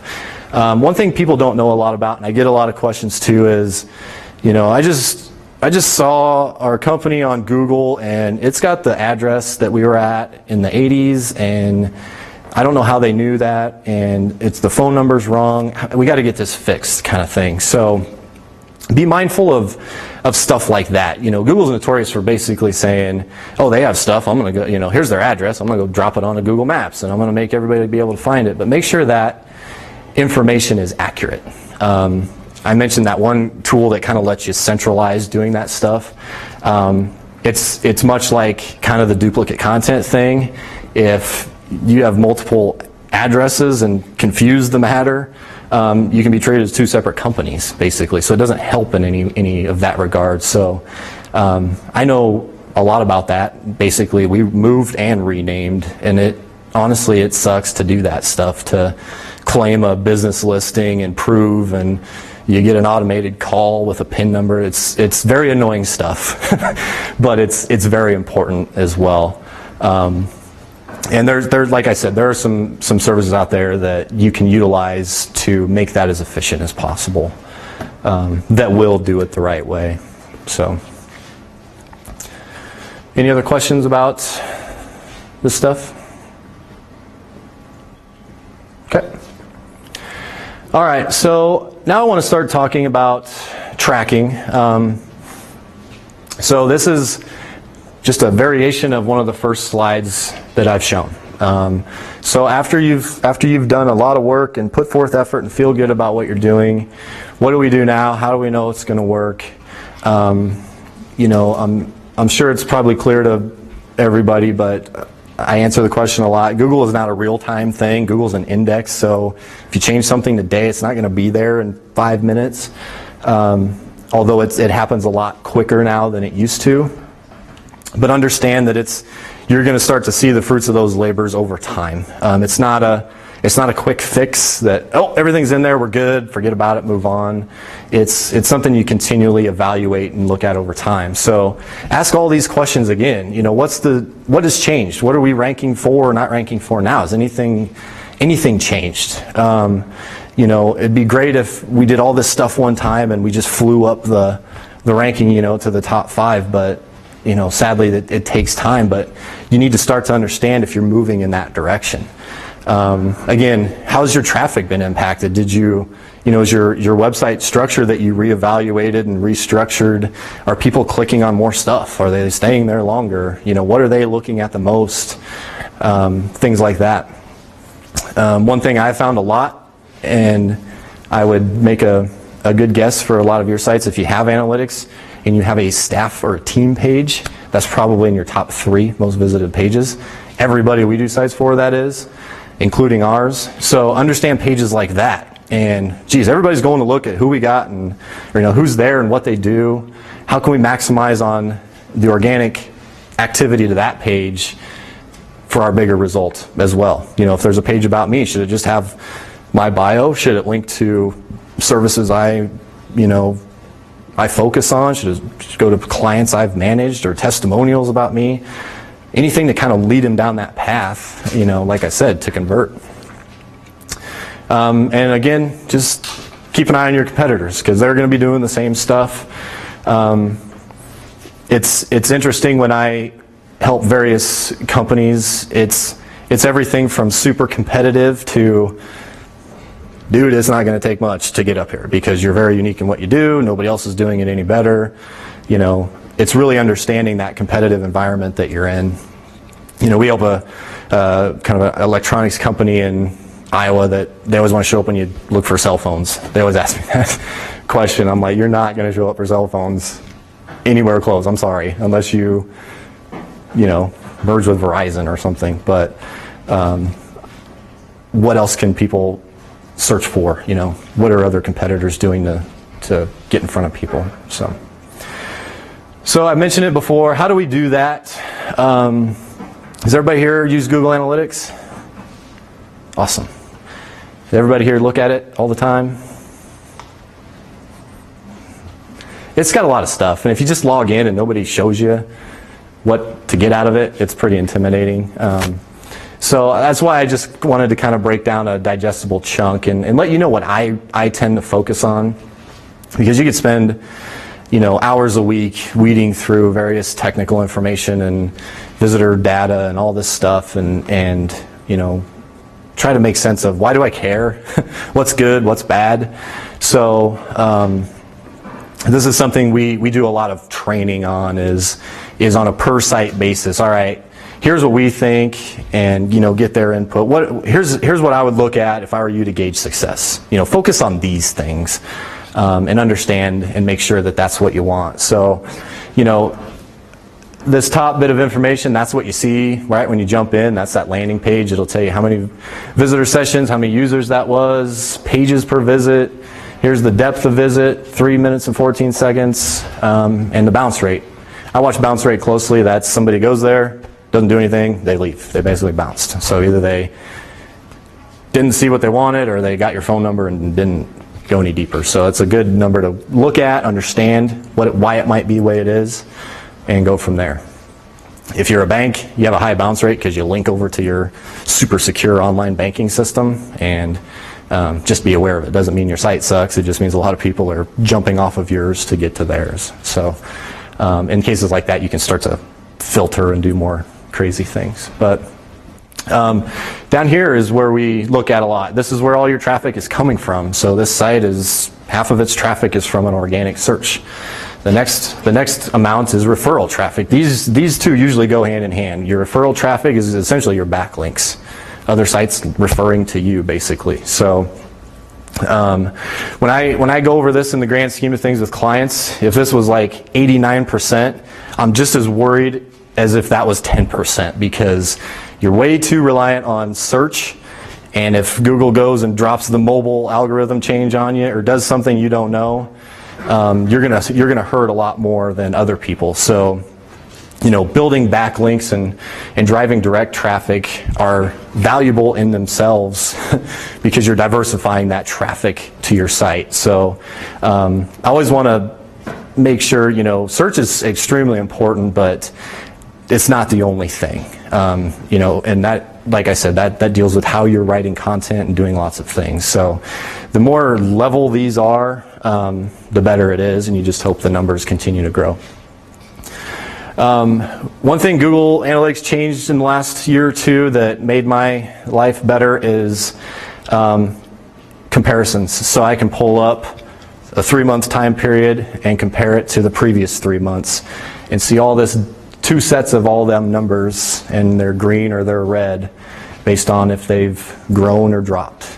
That's my world in terms of looking at that stuff. That's where you can come here and say, well, last 3 months, our search was 50%. The next 3 months, it was 60. Awesome, it's getting better. So ways to look at that stuff is great. And one thing that is kind of hidden is I use all the time is called annotations. So when you log into analytics and you see that line graph across the top of the last 30 days or whatever, you can annotate that. So if you did a major content import on a certain day or change something navigationally, you can annotate that and remind yourself or remind other people, hey, we just launched a new website here, we just went responsive here. I use that all the time to keep track of, when did we do that and how long ago did that happen and what can I look at to see how it went. So it's very, very good stuff. Mobile traffic is something I look at all the time as well. It'll tell you the percentage of your traffic that's mobile, and it will break down the device. So if it's iPhone, if it's S6 Edge Plus, it'll tell you what people are looking at on your website. So I do a lot of just training and stuff, and I've strongly push people to understand this and really use it to see if the numbers align with what you want. Don't look at this and say, well, everybody's going to this page, I guess we should just sell this. That's a very extreme example, but don't let the traffic number you're getting dictate what you do, you want to make sure it's reaffirming what you do. Because a lot of times, a lot of clients, they struggle with, their primary focus, 90% of the website's goal is to sell stuff or sell themselves, but they also use it as a hiring mechanism and stuff like that. Career pages always get traffic. People are always browsing, looking at opportunities and stuff like that. So we always use analytics to gauge, how that works. One of our biggest clients has 10,000 pages. 70% of their monthly traffic is careers, and they're a hospital. There's just have way too much content. All the people care to do there is jobs. So we have a big, big task ahead of us to help start to shift that, and at least we know that that's the problem. So. Webmaster Tools. How many people is using Webmaster Tools? Good for you guys. It's very much like Google Analytics. In fact, you can kind of hook them in together. But in its simplest sense, it's a search engine health system, basically. So a lot of different things you can do here. I just wanted to call out a few. The graph on the right tells you when your site gets crawled. I think it's important to know that if you're putting in all this effort, that you're making sure, A, your site's getting crawled, and B, there's no errors or things that are preventing something from being indexed appropriately, because Webmaster Tools will tell you. There's various things that can prevent that. It'll do its best to tell you. Sometimes it's technical, sometimes it's not, but this will tell you. And interestingly, these are for our site over a time period. Like ours started getting hammered by the search last month. No idea why, but whatever. It's good to know. This is just kind of a teaser lead into clicks that we're getting from search. This is some of the info that it will give you. So this is the top 10 keywords over the last, I don't remember how far I went back, of searches that brought people to our website. So you see our new name and our old name. That's still interesting to know, because we're starting to remove all of this formerly stuff, but this is still going on. So we better not let that domain expire. And then look here, nothing is under, other than our company name, nothing is under the 3 words. It's cool to see things like healthcare graphic design. That's sweet. That's what we want. We want somebody to Google that and come to us, because we help them and we do graphic design. So, and then just the variation of what people say. We're digital agency, advertising agency, web design. All those are really, you could say, but that's all the same thing in terms of what you do. So it's very good to know this and watch this stuff closely as well. So when I talked about the XML sitemap, after you build that through your CMS, you come in here, submit it. Google will test it, tell you if it's good or if it doesn't work. And then you can submit that. If you take all of my advice and go and put forth an effort over the next few months and make tons of changes to your site, you can go into Webmaster Tools and resubmit it, which basically you're asking Google, I've made major changes, please re-index my site and everything, my homepage and everything under it. So we do that as a practice when launching new websites, is to try to get that transitioned over as much as possible and re-indexed. And you probably learned when you launch a new site, it happens the next day. I Googled this and I clicked on it and I didn't get anywhere. Well, that was our site yesterday. We're sorry. It just helps alleviate stuff like that. Some other things that it does. I helped somebody the other day. It was I can't remember. Well, I better not say who they are. But if you do a search for your site, you'll see some kind of sublinks, like in 2 columns below the result, that'll just be random, navigation elements on your page. That's just the search including those. The individual that I talked to was in a very competitive sales space, and one person's staff bio was showing up in that initial search result, and everybody else was super mad and thought that they did something very manipulative to do that. It was just a random thing that Google pulled in. You can't control what it pulls in, but you can demote them. So that's where, okay, calm down. We can utilize Webmaster Tools. We can hook up your site and say, don't show any people in your kind of sublinks or whatever those are, however they term them on their site. So you can do a lot of things to help kind of keep track and have a say in some sense over what the search is doing. So the next thing I wanted to throw out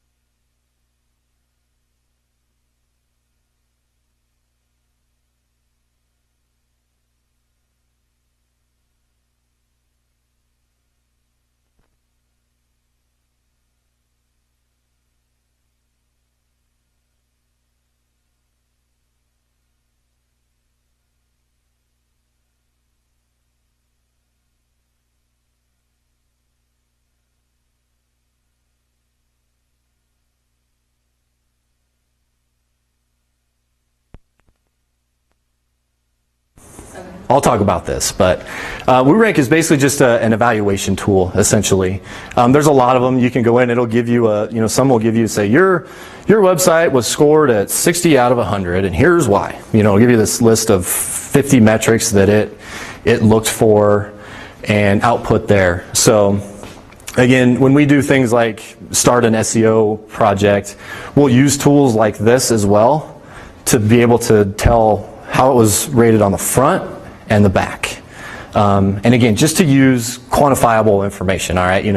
Well, they scored us low because there's not a lot of, their page titles are bad and they don't use, H2s anywhere.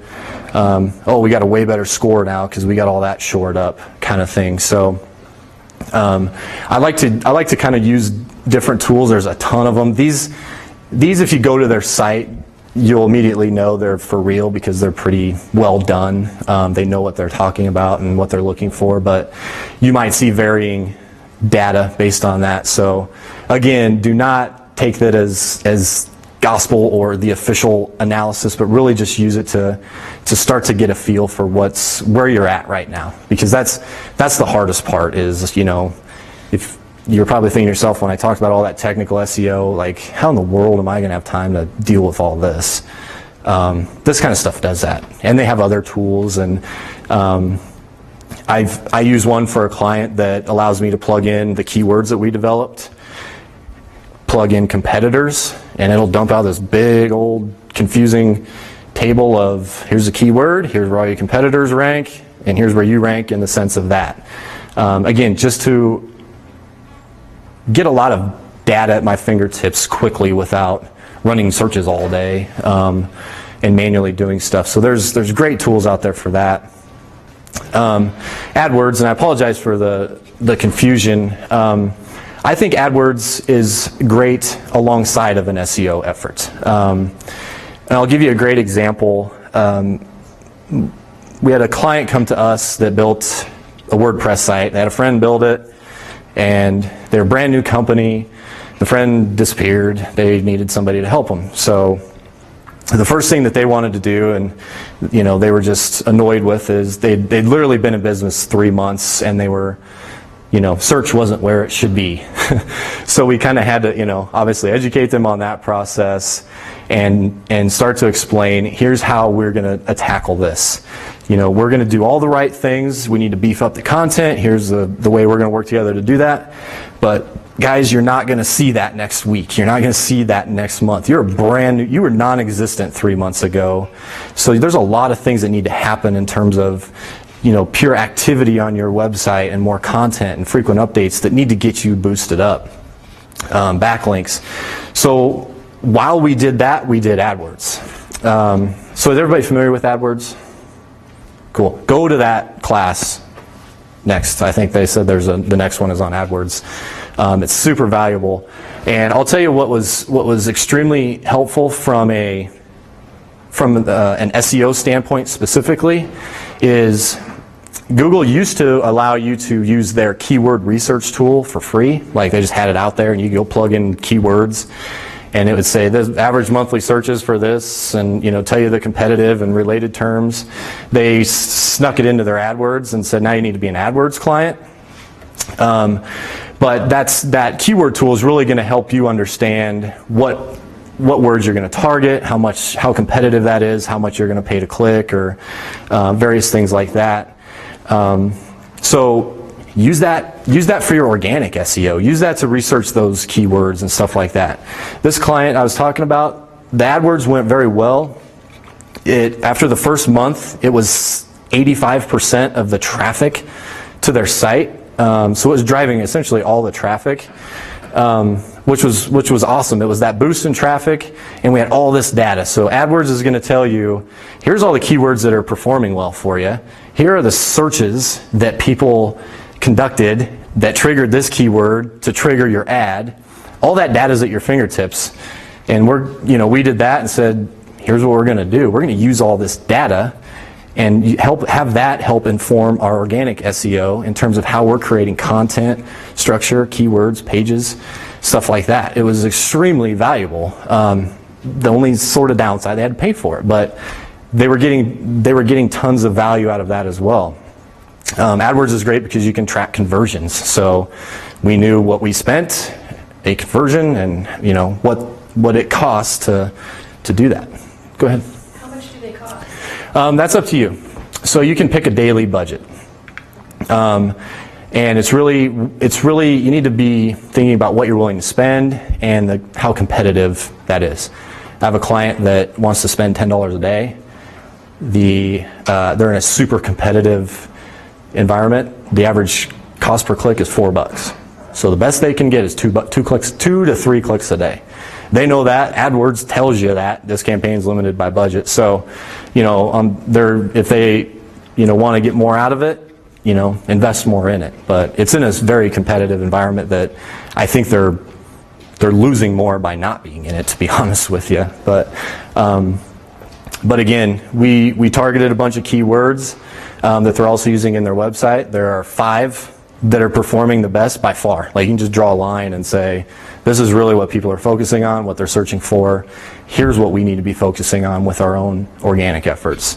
With the client example I gave, their current stats right now is 50-50. So there's about half their traffic comes from AdWords, half comes from organic. So they're starting to see that the efforts they're putting into there, they can start backing off a little bit, paying for keywords all the time because their organic search is doing so much better. The AdWords has sent more traffic to them. They joined a bunch of associations and started backlinking their site, and their traffic's about 5 times of what it was. The organic is just a bigger part of that. So like I said, I would learn all you can. We get into this a lot, and really use that alongside of SEO, not to do it so we don't have to worry about it. But people always ask me too, so if I'm paying Google, Matt, is that going to help me? It's not going to hurt. So the other awesome thing is if you do AdWords and you pay for it, you can talk to a very knowledgeable, friendly person at Google that will tell you all you need to know on how to get the most out of it as well. So there's a lot of agencies like ourselves that do that as well. It's definitely not one of those things where you set up your campaign and all your keywords and let it roll and see how we did in 3 months.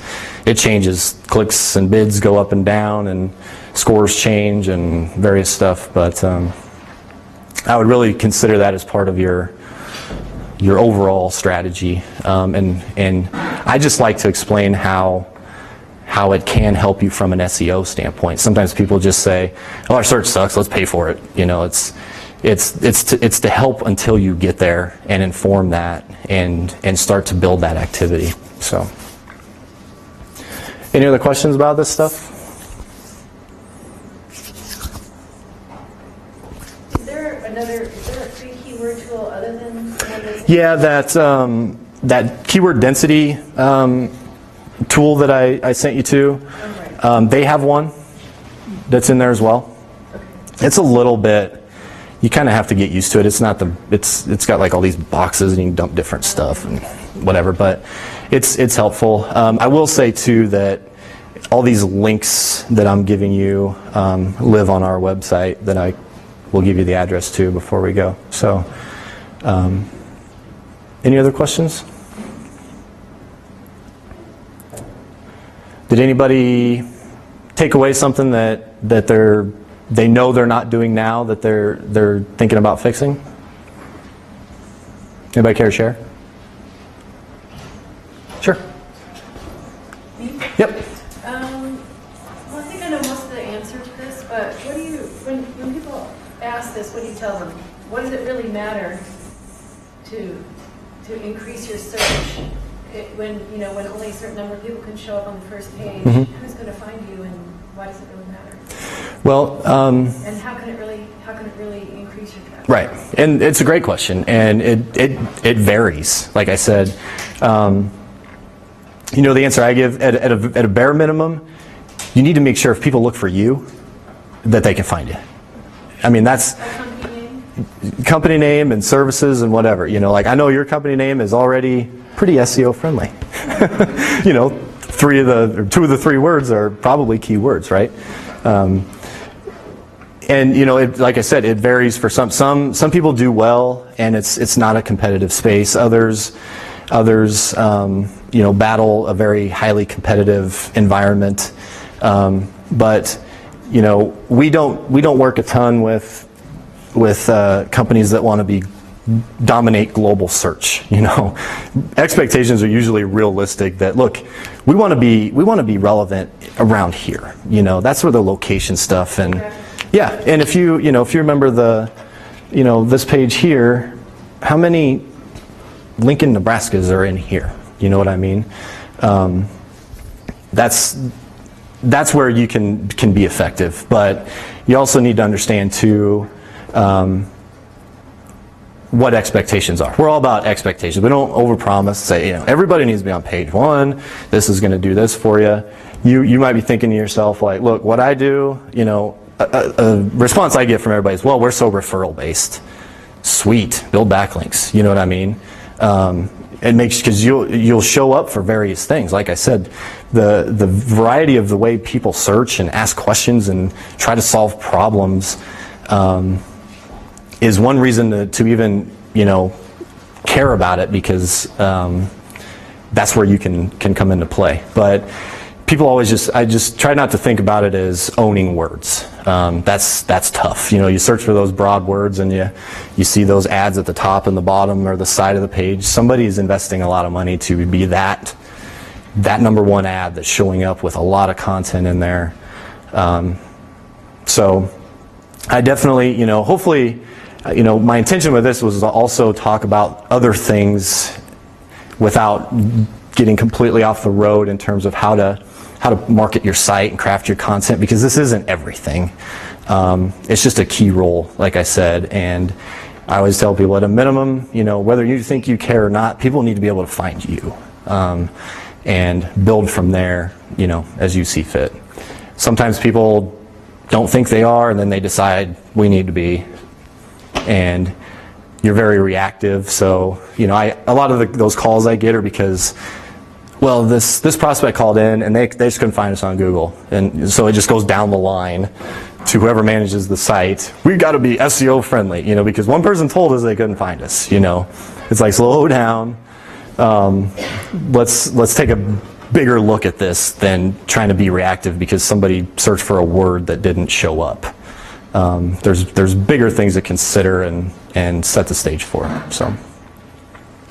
If you have a client who's going to come in, like, the thing about what type of service they provide, what kind of guidance do you get into the budget for SEO? I mean, like, if they come in and say, you know, they have such and such, what do you tell them? Well, the nice thing about it is sometimes it's hard because they don't know and they're just kind of saying, well, I guess I could spend this because they have no way of knowing what it costs in other spaces to earn a client. So a good example, we worked with a university that they kind of documented their whole cycle from, you know, AdWords to giving a potential student a tour and what that costs them. And that helps dictate their budget. They don't know ultimately where it's going to land and what they can invest, and they know what percentage of those will convert to ultimately get to that. It's the whole, you know, KPIs, the key performance indicators that I get beat over the head with all the time. But to give you another example, we work with a manufacturing client that sells plastic containers, but they sell them to companies that fill them and then sell them. But they wanted to do AdWords campaign. So they convinced me to do it. I was a little skeptical because I'm like, dude, all you're going to get is, you know, end users looking for containers for whatever. You know, it's July. You're going to get a lot of moms looking for stuff for school and lunches and stuff. And he's like, well, that's fine. And what you can do through AdWords is you can limit that. You can have what's called negative keywords. So if this search contains free, don't show it. You know, if this search contains do-it-yourself, that's not for us. We're not even going to pay to be there. So what he understood was, yep, we're going to get a lot of that, but if I can get X number of conversions, it is more than going to pay for itself in winning a client or gaining a client because of that. So they knew what they would get out of a potential client and decided, okay, if we do this for 6 months and spend this much money, and the way he thought, if we get one, it more than paid for itself. Not much, but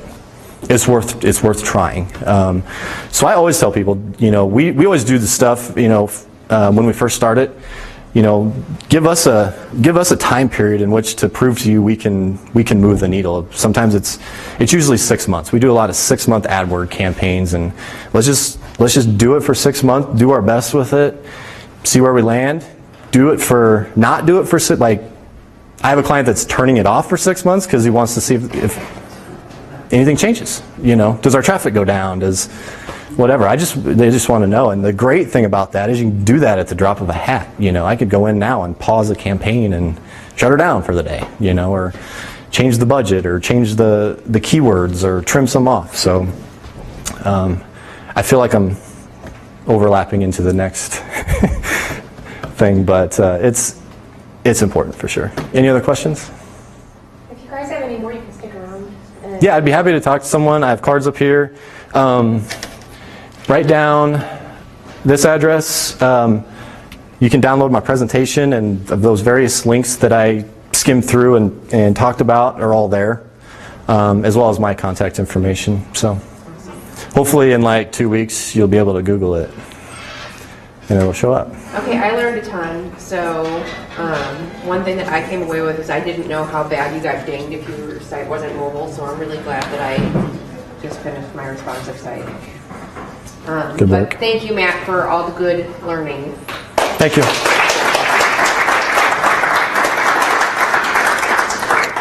There was a ton in there. I was thinking, look how crazy person. I hope it was helpful. Because I thought you could just download that, but the stuff you were saying where it was on screen, because yeah, everybody was extensively copying stuff down. So great. Yeah, if you don't mind sticking around, I'm sure some people